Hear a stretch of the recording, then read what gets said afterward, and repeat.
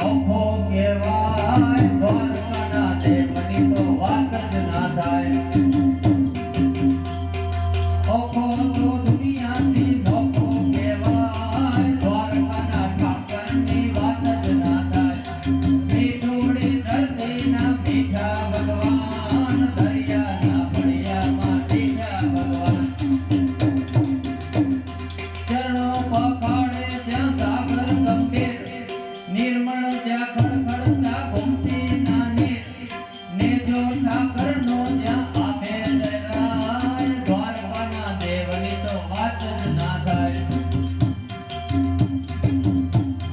ભગદાડ